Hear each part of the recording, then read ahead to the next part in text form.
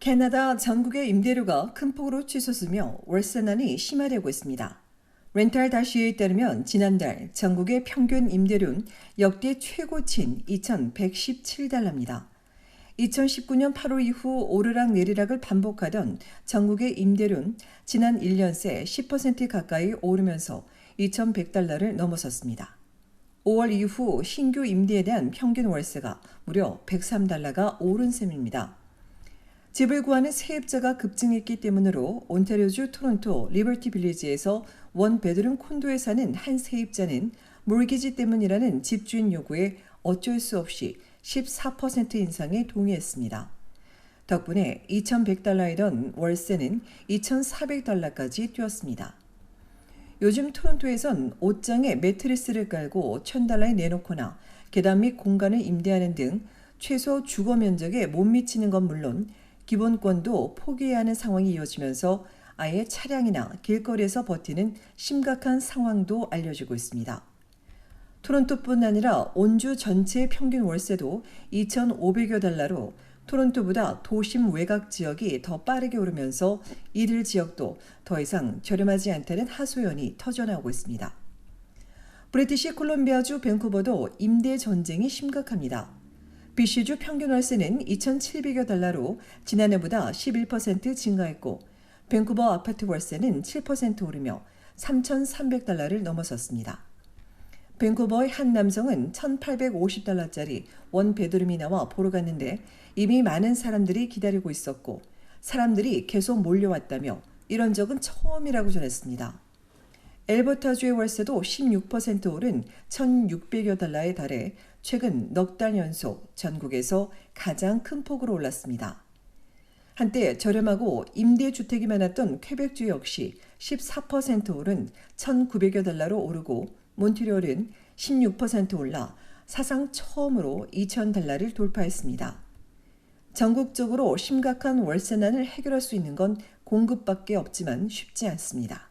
전문가는 이민 인구 증가와 유학생 급증이 경제에 도움은 주지만 단기적으로는 심각한 주택 부족을 악화시킨다며 현재로선 이사하지 말라는 조언밖엔 할 수 없다고 강조했습니다.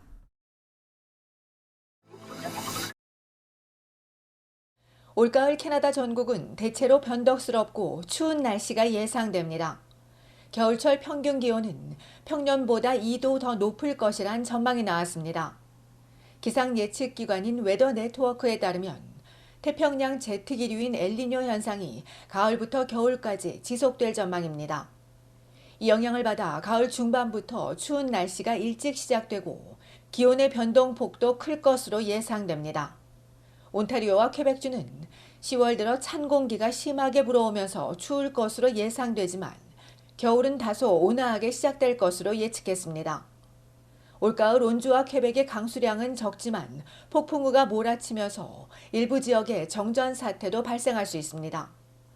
기온이 떨어지면서 가을 단풍 구경 시기는 단축되는데 단풍 명소인 알곤킹 공원의 경우 올해는 9월 20일 이후부터 10월 초까지가 절정일 것으로 알려졌습니다.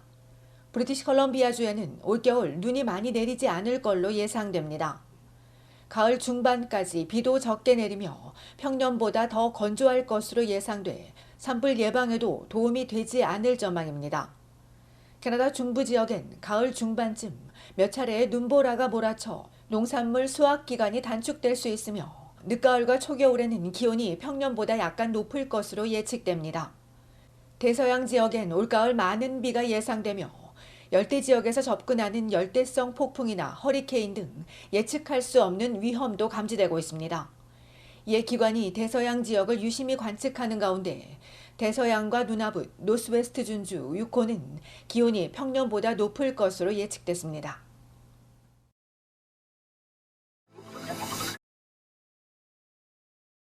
코막힘에 효과가 있다고 알려진 감기약 성분이 실제로는 효과가 없다는 미 식품의약국 자문기구의 판단이 나왔습니다. 페닐에프린이든 수다패드와 데이퀼 등의 약이 비강출혈 완화제로 효과가 있는지 이틀간 논의한 FDA 자문기구는 이 성분을 복용하더라도 효과가 없다는데 만장일치로 동의했습니다.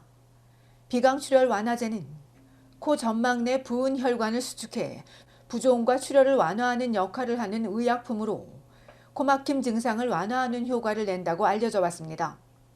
그러나 학계 연구 결과를 검토한 FDA 자문기구는 페닐에프린을 복용하는 것이 위약을 복용하는 것보다 나을 게 없다는데 대체로 동의했습니다. 더 나아가 일부 의원은 이 성분이 유용한 치료를 받을 기회를 지연시킬 뿐이라고 지적하기도 했습니다. 어제 자문위의 만장일치 결정에 따라 페닐에프린이 함유된 존슨앤존슨이나 바이엘 등의 약품들이 판매대에서 철수할 가능성도 커졌습니다. 이런 가운데 앞서 2011년 11월 캐나다 소아과학회는 감기약과 기침약이 효과가 없다는 성명을 발표하기도 했습니다.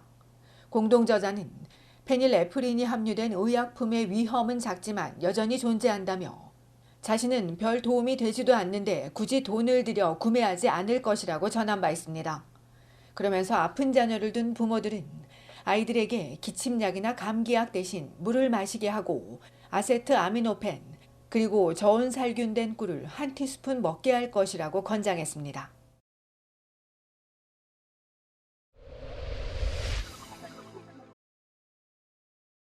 흑인 여성 버스 운전자를 상대로 불평 불만에 더해 인종차별 발언과 막말을 퍼부은 남성이 자신이 찍은 동영상을 공개한 뒤 경찰에 붙잡히는 일이 있었습니다. 온타리오주 토론토 경찰에 따르면 지난 6일 오전 10시 45분경 배터스트 스트리트과 드루리 애비뉴에서 과격한 행동을 보이며 문을 열어달라고 했다가 거부당하고 뒷문으로 탑승한 남성은 이후 운전자에게 다가와선 왜 문을 열어주지 않았냐며 불평을 늘어놓더니 급기야 인종차별에 여성 혐오적인 발언도 서슴지 않았고 30분 가까이 이어진 공격 장면을 녹화해 공개하기까지 했습니다. 그러나 이 동영상 때문에 운전자를 협박하고 괴롭히며 소란을 일으켰다는 혐의로 38세의 남성이 경찰에 체포된 가운데 당시 남성의 공격이 이어지자 승객들을 모두 내리게 한 운전자가 교통통제센터에 신고했지만 지원자는 나타나지 않았고 이에 노조는 이번 공격이 인종차별적인 동기에서 이루어졌다고 지적하며 더 많은 지원을 촉구했으며 TTC도 신고 대응 조치에 대한 조사에 나선 것으로 알려졌습니다.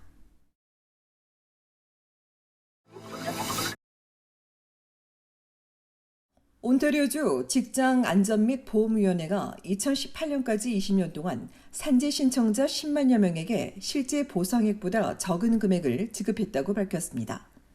코딩 오류를 범한 직원의 실수였다고 사과한 위원회는 1998년부터 2018년 사이 청구분 중 2%인 10만여 명에게 4,200만여 달러를 적게 보상해줬다며 이번 주 안에 해당 근로자에게 통지를 보낼 것이라고 밝혔습니다. 이후 해당 근로자가 위원회 홈페이지에서 로그인한 뒤 신원이 확인되면 6주 안에 부족한 부분을 지급해줄 계획이라는 위원회는 이들 대다수는 70달러 미만을 받게 되지만 최대 4만 달러까지 받는 경우도 있다고 전했습니다. 또한 이번 코딩 오류도 더 많은 보상을 받아 2,600만 달러가 초과 지급되기도 했지만 이를 되돌려받지는 않을 것이라며 두 번 다시 유사한 오류가 발생하지 않도록 조치를 취했다고 덧붙였습니다.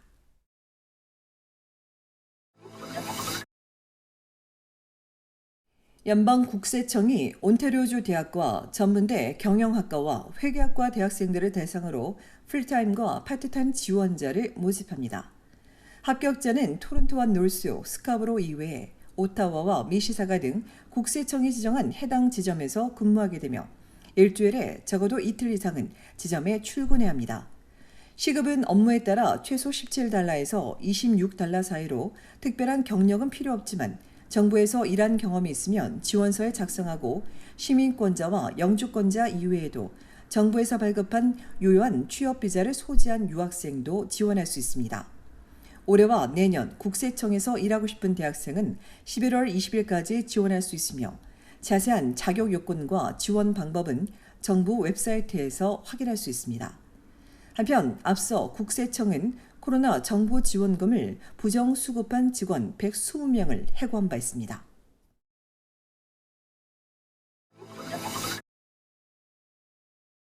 팬데믹과 건물 보수 공사로 중단됐다가 4년 만에 열린 행사인 시니어 회원들과 김득한 토론토 총영사, 김정희 한인 회장 등 한인동포 단체장을 포함해 300여 명이 참석했습니다. 일부 오프닝에 이어 대형 태극기 기수단을 선두로 워커톤의 볼거리인 시가 행진이 이어졌고 점심을 나눈 뒤엔 다양한 공연들을 관람했으며 마지막 노래자랑 행사에선 10여 팀 중 무인도를 부른 제키 김 씨가 1등을 차지했습니다. 배인자 노인회 회장은 건물 입주가 시작되면 시니어센터 프로그램과 서비스 정상화를 위해 최선을 다할 계획이라며 한인 동포들의 관심과 후원을 당부했습니다.